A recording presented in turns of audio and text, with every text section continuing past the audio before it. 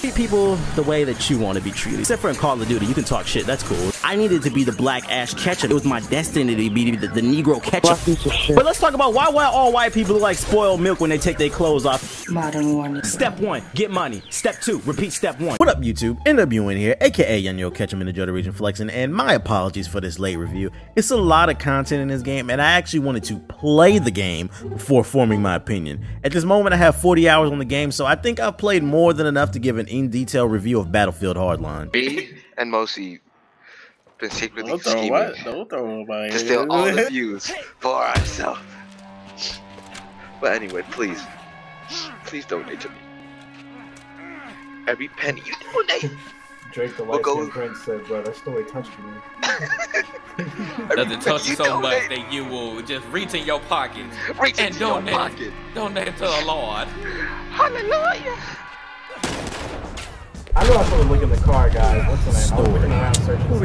Hardline has an all-new campaign for those unaware. In this Battlefield, you play as Nick Mendoza, a naive rookie cop who sees the world as black and white. What he finds, though, is not all cops and not all bad guys are so simple, which shakes his foundation to the core. Basically, you play as a Boy Scout who finds out that some cops like to play dirty, which ends you up in jail in the long run and blah, blah, blah. I don't want to spoil too much, you guys. The story, it kind of felt like it was just something to do, to be honest. Was it Empire Strikes Back? No, but it was like Episode 2, Attack of the Clones. Just kind of okay. The graphics are solid, the voice acting is A1, and the game, it does have a certain charm to it that a lot of shooters are missing. I feel like a lot of shooters take themselves way too seriously these days. I mean, this whole game, it plays out like a cheesy cop show. The story's even told in episodes like in a Netflix style. That being said, I didn't appreciate the ending, seeing as it ends on a cliffhanger, which is obviously a setup for Hardline 2. Gameplay.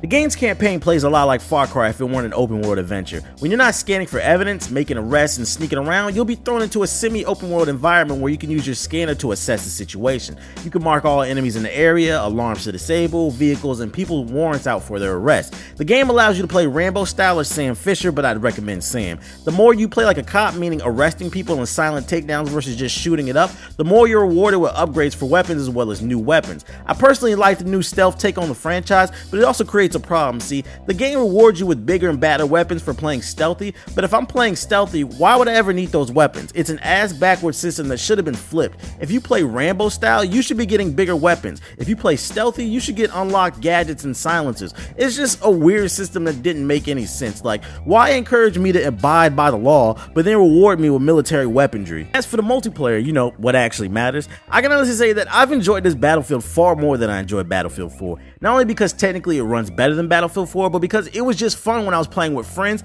and when I wasn't. This game makes a lot of different changes to the franchise you either enjoy or hate depending on your preference. One of the biggest complaints about this game is the lack of guns, which I personally don't understand because let's not pretend like the majority of the community doesn't stick to the same 5 to 10 overpowered weapons that every FPS has. People crying about a game not having 1,000 weapons knowing damn well that they only use 2, and this brings me to my next point. Yes, this game only has 51 weapons, but that's because this isn't a military shooters, it's a cop and robbers game. Why would a cop be running around with a javelin? Instead of an insane arsenal of weapons, we get more customization in the form of gadgets. You get gas masks, breaching charges, riot shields, zip lines, grappling hooks, nitrous on your car, custom paint for your car, a reinforced chassis on the car, RPGs in the trunk. It's just so much that I can name. Are you following me? Add to the fact that there are new game modes such as Hotwire and Blood Money, and it's so much fun to be had. Hotwire single-handedly, it solves the problem of camping in shooters, which I loved. It's basically Conquest, but the cars are the capture points and they're constantly on the move. I also enjoy Blood Money because it's constantly keeping you on your toes. You're collecting money as well as robbing your opponent. And that's just 2 modes that I named. You got Heist, you got Rescue, as well as standard TDM and Conquest. It's a lot of content here, and it was all a blast to play, and it still is. What I hated. No swag. The game crashed on me multiple times at a certain point during the campaign, and I want to stress this happened during the campaign, not the multiplayer. I don't know if this part of the story just wasn't well optimized, but it was very frustrating having to restart my game 3 or 4 times. There's also this weird glitch in multiplayer that happens every once in a while where it'll give the W to the opposing team when your team is about to win. I didn't understand that. Get back to me on that. And there's also little graphical glitches here and there, but none of it's game breaking, just slight annoyances that hopefully they'll patch in the near future. Final verdict. Swag. This game's been getting a lot of hate from people who didn't even play it, but I and everyone I know who's played it enjoys the game. I feel like people judge games for the wrong reasons nowadays. Oh, this game doesn't have 50 weapons. Oh, this game shouldn't be called Battlefield, it should be called something else. It's fucking petty.